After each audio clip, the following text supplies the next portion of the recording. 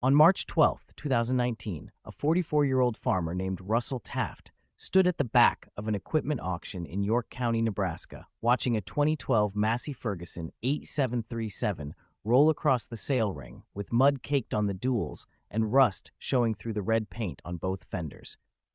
The tractor had 6,840 hours on it. The previous owner had been a custom operator who'd run it hard through 5 harvest seasons before his business failed, and his equipment went to auction to settle debts with 3 different banks. The auctioneer opened bidding at $85,000. Nobody moved. The price dropped. $80,000, $75,000, $70,000. Still nothing. At $65,000, Russell raised his hand. The auctioneer pointed. "I got 65. Do I hear 67? The crowd stayed silent. The auctioneer tried twice more, then brought the gavel down. Sold. $65,000 to the gentleman in the back. Russell walked to the cashier tent and wrote a check. As he turned to leave, he heard laughter behind him. 3 men stood near the fence. Neighbors.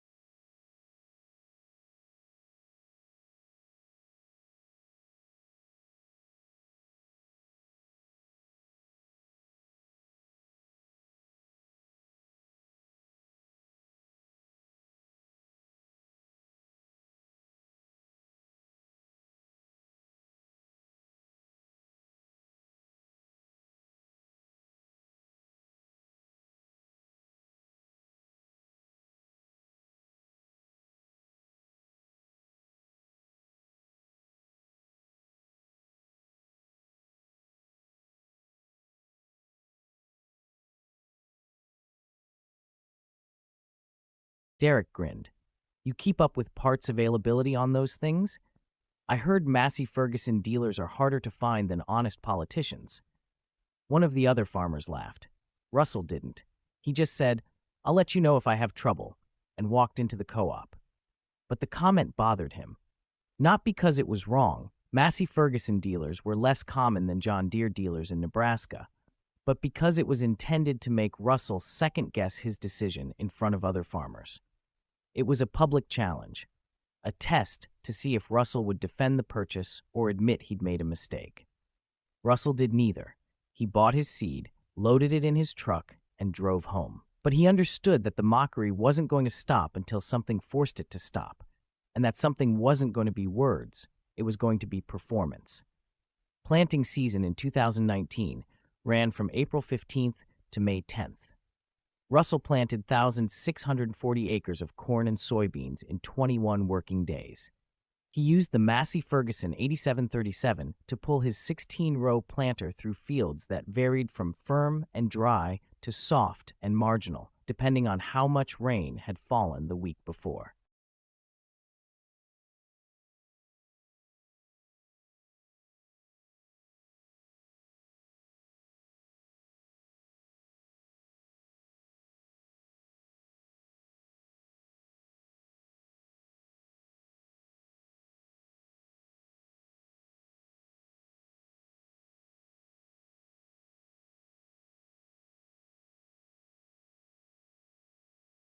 Derek Stallman finished on May 11th. Russell didn't say anything about the difference. He just moved on to post-planting spraying and field checks. But other people noticed. At the grain elevator on May 15th, a farmer named Clayton Voss asked Russell how the Massey Ferguson was working out. Clayton farmed 920 acres and ran older John Deere equipment that he maintained carefully and replaced only when necessary. He wasn't part of Derek's circle. He just farmed quietly and paid attention. Russell said the 8737 was running well. Clayton asked what kind of fuel economy he was getting. Russell said he was averaging 11.2 gallons per hour pulling the planter. Clayton nodded. He said his John Deere 8320 was running 13.4 gallons per hour doing the same work. Russell said, lighter machine, more efficient transmission. Clayton said, you let me know how that tractor holds up. I'm getting tired of $400,000 price tags on new equipment. Russell said he would, and he understood that the mockery Derek Stallman had been leading wasn't universal. There were farmers in York County who were watching Russell's Massey Ferguson experiment with genuine interest rather than scorn. Summer came dry. The corn grew slowly. By late July, the crop was showing stress. Russell walked his fields every 3 days, checking moisture, watching for pest pressure, looking at yield potential. The crop wasn't going to be spectacular, but it wasn't going to be a disaster either. He was looking at 175 to 180 bushels per acre. County average was projected at 165. He used the Massey Ferguson 8737 for cultivation work and post-emergent spraying. The tractor logged hours. By August 1st, it had 7,240 hours on it. Russell had put 400 hours on the machine in 4 months. No breakdowns, no mechanical failures, routine maintenance only, oil changes, filter replacements, grease fittings. The tractor ran like it was designed to run. Then the weather changed. On October 8th, a storm system moved across eastern Nebraska and dropped 4.2 inches of rain in 36 hours. The fields turned to mud. Russell's corn harvest was 60% complete. He had 640 acres still standing, and the forecast showed more rain coming in 3 days. He needed to get the corn off before the second system arrived. But the ground was too soft for his combine. The 9650 weighed 31,000 pounds empty. With a full grain tank, it weighed close to 47,000 pounds. In dry conditions, that weight was manageable. In mud, it was a liability. Russell tried anyway. On October 10th, he took the 9650 into the northwest field and made it 200 yards before the machine started sinking. The rear wheels dug down 6 inches into saturated soil. The combine slowed. The engine lugged. Russell backed out, circled around to firmer ground, and tried a different entry point. Same result. The combine couldn't handle the ground conditions. Russell shut it down and called his hired man. They spent 2 hours pulling the 9650 out with the Massey Ferguson 8737. The tractor didn't struggle. The weight distribution and ground pressure of the 8737 allowed it to operate in conditions that would have stuck Russell's other equipment. By the time they had the combine back on solid ground, Russell had made a decision. He wasn't going to keep trying to combine in mud. He was going to wait. Let the ground dry. Hope the weather cooperated. But the second system was worse. On October 13th, another 3.8 inches fell across York County. The fields went from soft to impassable. Russell walked out to check conditions on October 15th and sank ankle-deep in mud just walking between the rows. There was no way he was getting a combine into these fields for at least a week, maybe 2. And he wasn't the only farmer with the problem. Derek Stallman had 1,100 acres of corn still standing. His John Deere S780 combine weighed 38,000 pounds empty. In the current field conditions, it was useless. Derek tried to combine on October 16th and got stuck within the first pass. It took him 4 hours and 2 tractors to pull the S780 out. On October 18th, Russell's phone rang. It was Clayton Voss.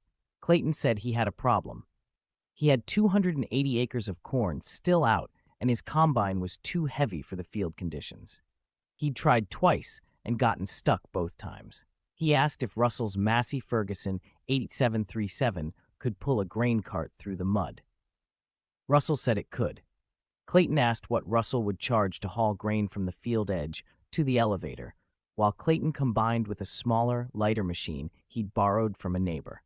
Russell said $200 an hour, minimum 4 hours. Clayton said that was fair and asked when Russell could start. Russell said tomorrow morning. He spent October 19th pulling Clayton's grain cart through fields that would have bogged down most tractors in York County. The Massey Ferguson 8737 handled it without complaint. The ground pressure was low enough that the tractor didn't sink. The horsepower was high enough that it could pull a loaded grain cart weighing 36,000 pounds without lugging. Russell made 14 trips from the field edge to Clayton's farm bin site. At the end of the day, Clayton handed Russell a check for $1,600. He said, "That Massey Ferguson just saved my harvest." Russell folded the check and put it in his wallet. He said, "Let me know if you need more help." Clayton said, "I'll tell the others." By October 21st, Russell had 3 more calls.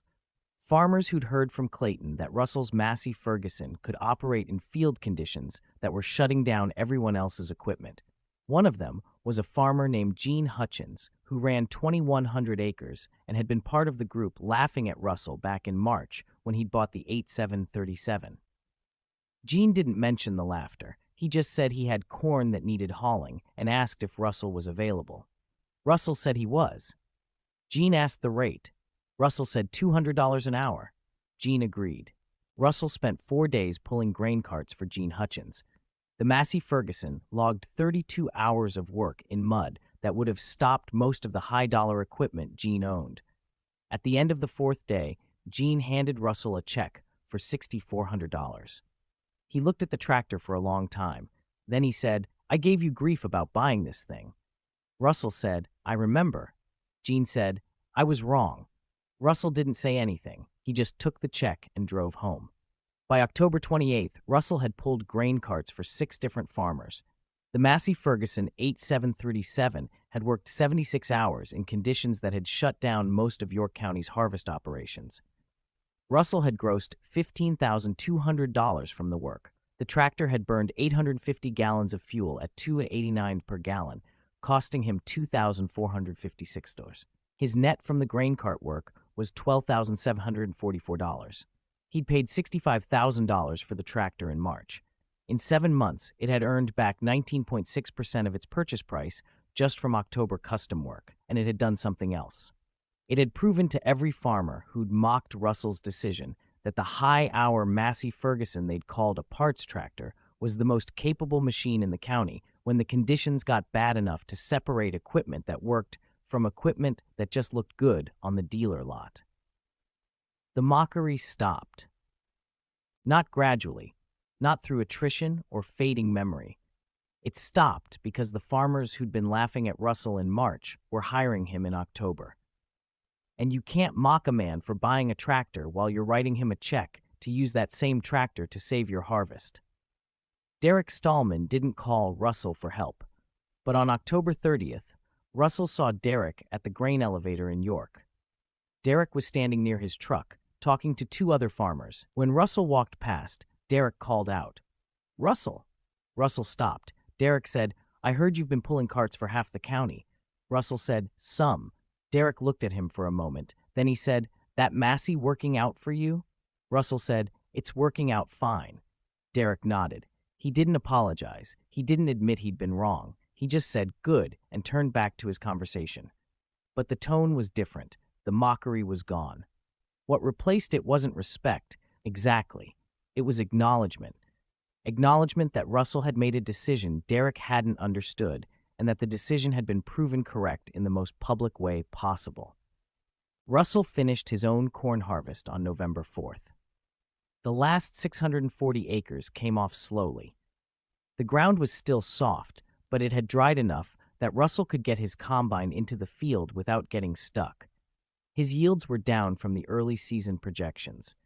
The delayed harvest and field degradation had cost him roughly 8 bushels per acre on the remaining corn.